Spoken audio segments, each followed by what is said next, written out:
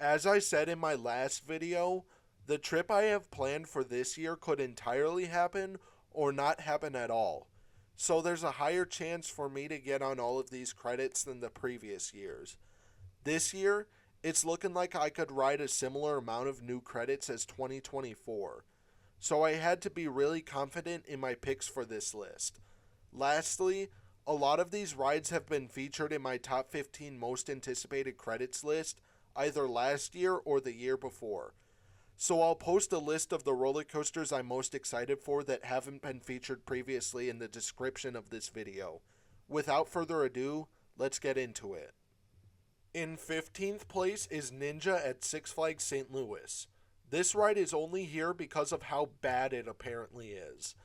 I'm very curious to experience those inversions with how janky they look. It also apparently runs really rough, which doesn't bother me normally, but I'm still curious as to how it will feel. In 14th place is Swiss Toboggan at Little America. Again, this ride is only here because of how bad I've heard it is. No need to elaborate any further. In 13th place is The Boss at Six Flags St. Louis. This one is a little more interesting because of how polarizing it is, with most of the reviews I've heard being negative. It does look to have an interesting layout with lots of high and low turns. It even looks to use the terrain a decent amount. I'm just very curious to see how I will feel about this ride. Tying for 11th place is Raven and Legend at Holiday World. I lumped these two together because they both look to provide similar experiences. They both look secluded with incredible settings darting through the trees. They both look to have great laterals and decent airtime. To me, they look like they would be standouts at any other park, but because of the bigger Woody in the same park, they get shafted. In 10th place is Wind Chaser at Kentucky Kingdom. Most of my excitement for this ride comes from the fact that I haven't ridden an RMC like this one. I've only ridden one other RMC conversion, Steel Vengeance, and that ride is nearly twice as big as Wind Chaser. This ride also happens to have that barrel roll down drop as a first drop, and I'm very intrigued to see how that element will feel. Taking 9th place is the Beast at Kings Island. Pretty much all of my excitement for this ride comes from its legendary reputation. It's almost a rite of passage for roller coaster enthusiasts to ride this ride. It's also on here because of how insane night rides apparently are on this ride. It's definitely a mission for me to get a night ride on this beast. Taking the 8th spot is Lightning Run at Kentucky Kingdom. Even though this ride doesn't have any crazy stats or insane elements, it still looks like it will deliver a very solid experience. It also helps that I haven't ridden a roller coaster like this one, and it looks to have some elements Intamin would do. In the 7th spot is Thunderbird at Holiday World. If this was an ordinary wing coaster, it wouldn't be on this list, but it is because of that launch. I don't believe I have any idea as to how that launch will feel in winged seating. Even if I do, I still expect to be surprised. Aside from that launch though, that layout looks to be really good for a wing coaster. It looks to be well paced with some decent positives and whippy moments.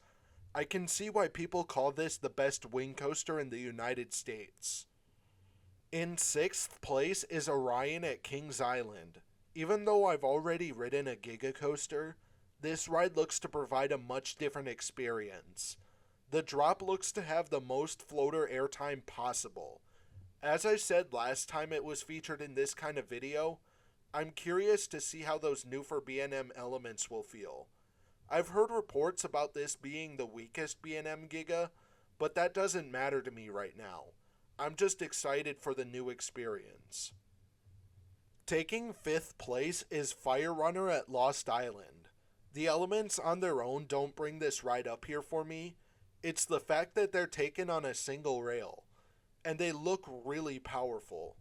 Also, when I was last at Lost Island, I saw some rock work being put up, so I'm excited to see what kind of theming this ride has. I have avoided spoilers, by the way.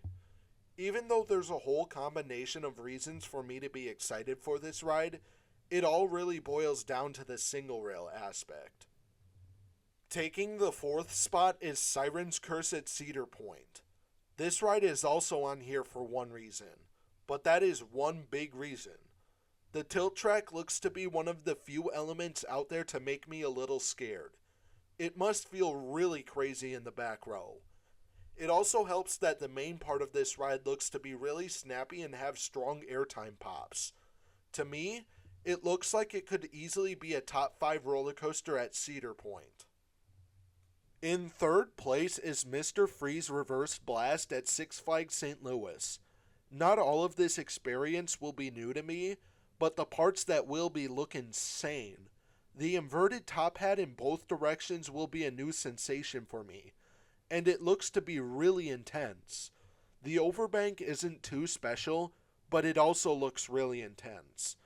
On top of those elements, that spike will be crazy.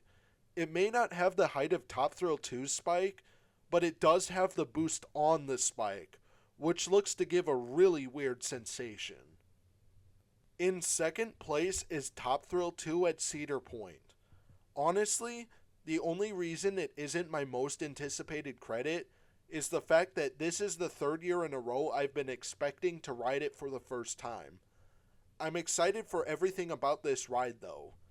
The launches don't look super punchy, but the second and third ones especially look crazy by holding the 100 plus mile an hour speeds for multiple seconds at a time.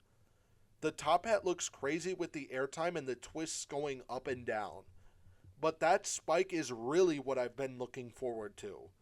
The sensation of looking straight down nearly 400 feet in the air looks to be the most insane singular element I'll ever experience during this trip. Taking the gold medal is the Voyage at Holiday World. To put it simply, this looks to be the best roller coaster I'll ride during this trip. To me, it even looks to be the best wooden coaster in the country. It also has a legendary reputation due to its sheer quality and its amazing night ride. It's definitely one of my goals to get a night ride on this ride during this trip. Throughout the ride, it looks to have amazing floater airtime and great pops of laterals, especially in the second half. It may have nearly 2 minutes of prime ride time, but none of this ride looks to let up, and the park still has the trims turned on. This extremely well-rounded experience and its legendary reputation are why this is my most anticipated roller coaster I'll get to ride this year.